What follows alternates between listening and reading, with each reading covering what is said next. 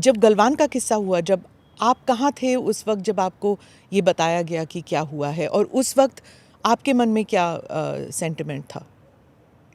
मेरे मन में आक्रोश पैदा हुआ था उस समय। मैं दिल्ली में ही था। तुरंत मैं गया था और उसमें उनके जो शव थे मैंने अपने कंधों पर उठाया था गृह मंत्री रहते हुए। अब उस समय की वेदना को मैं शब्दों में यहाँ व्यक्त नहीं कर सकता हूँ। आप परिवार वालों से भी मिले थे उस वक्त? हाँ, परिवार वालों से यहाँ भी आए थे लोग, यहाँ भी मिले थे जी।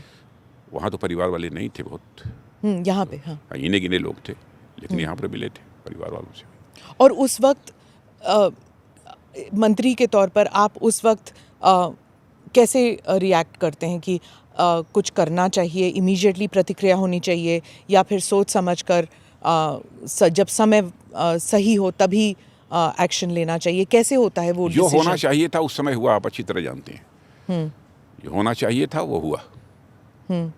जब आप गृह मंत्री थे, चीन ने डोकलाम का वो किस्सा हुआ था, ट्रेड वॉर, व्यापार युद्ध के कगार पर हम आ गए थे, उस वक्त की बात बताइए। देखिए, यदि कहीं पर हमारा कोई पड़ोसी देश युद्ध की स्थिति पैदा करता है तो स्वाभाविक है हमारे लिए कि उसके मुकाबले की तैयारी करना, और उस समय हम लोगों ने तैयारी की थी।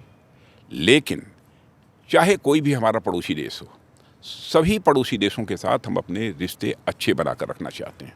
जी, पर आपने ये भी कहा था कि क्योंकि मैं मानता हूं कि जैसा अटल जी कहा करते थे कि हमें बराबर इस बात को ध्यान में रखना चाहिए कि जिंदगी में दोस्त तो बदल सकते हैं लेकिन पड़ोसी कभी नहीं बदलते हैं। जी, लेकिन आपने ये भी कहा था कि मुंह तोड़ जवाब देंगे अगर किसी ने हमारी ज़मीन का कोई हिस्सा लिया। क्या हमारी ज़मीन का कोई हिस्सा गया है चीन को? ऐसा मैं नहीं मानता। जी, ऐसा नहीं मानता। हाँ, इस समय दोनों चाइना और भारत के बीच में कमांडर्स लेवल पर बातचीत चल रही है। जी। कुछ इश्यूज हैं, कुछ इश्यूज 2013 के भी हैं जिनको कि रिजॉल्व करने की आवश्यकता है, और वो ठीक तरीके से भी बातचीत चल रही है। बातचीत का सिलसिला टूटा नहीं है, और मैं तो यही उम्मीद करता हूं कि बातचीत के द्वारा इसका कोई न कोई समाधान निकलेगा। तो समाधान कब तक और बातचीत कितने और दौर? देखिए, जब बातचीत चलती है दो देशों के बीच तो उसकी कोई समय सीमा निर्धारित नहीं की जा सकती है कि कब तक इसके परिणाम आएंगे।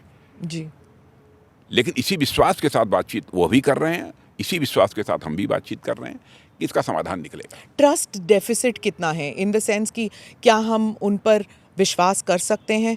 एक होता है ट्रस्ट एंड वेरीफाई वाली बात होती है। क्या हम कभी भी चीन पर विश्वास कर सकते हैं? जिन मुद्दों पर बातचीत हो रही है, जी, यदि इस पर वह सहमत होते हैं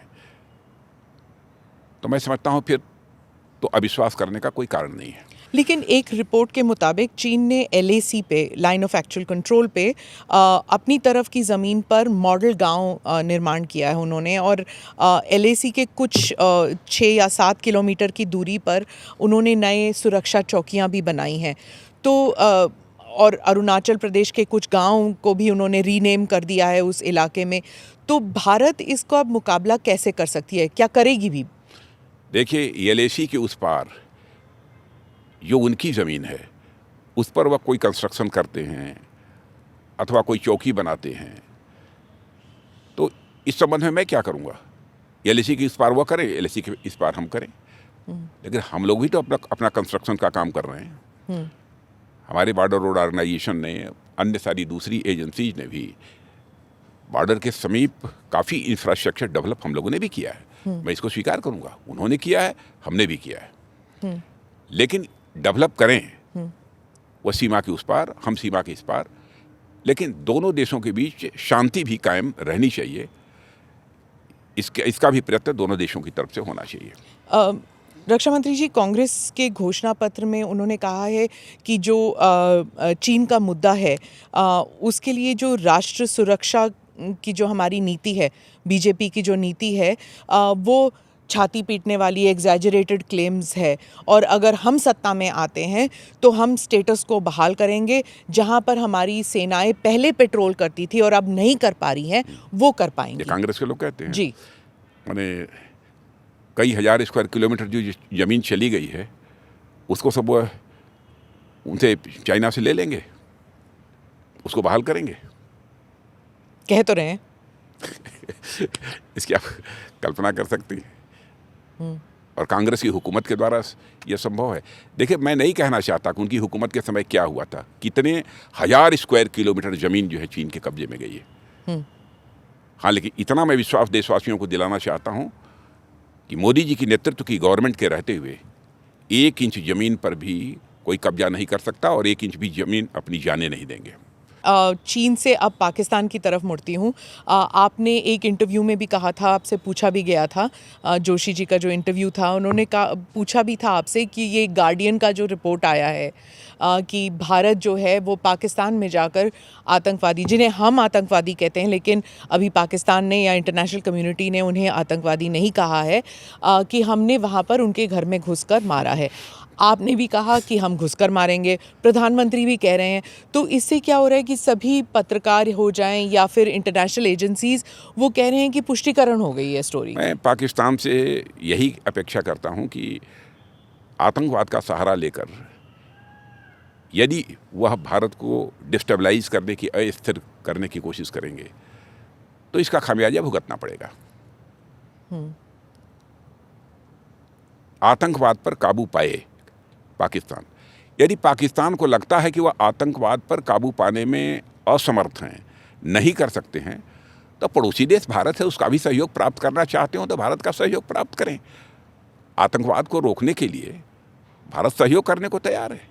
लेकिन वो तो कहते हैं कि आपने दरवाजे बंद कर दिए। और दूसरी चीज, हमारे वह पड़ोसी देश हैं और यदि उनकी मंशा साफ है कि आतंकवाद का सिलसिला बंद होना चाहिए, तो अकेले प्रयत्न करें, उसे समाप्त करें, या पड़ोसी देश भारत का सहयोग ले लें, दोनों मिलकर उसे समाप्त करें। क्यों नहीं समाप्त हो सकता? लेकिन ये उनकी मर्जी पर है। मैं एक सुझाव दे रहा हूं उनको। लेकिन रक्षा मंत्री के तौर पर आपने तो कहा कि हम घुस के मारेंगे। देखिए, आतंकवादियों को कम से कम यहाँ पर इस प्रकार की हरकत करने की इजाज़त हम नहीं देंगे। भारत सीमा के अंदर या बांध कर चलिए, चाहे उसके लिए जो भी करना पड़ेगा हम करेंगे।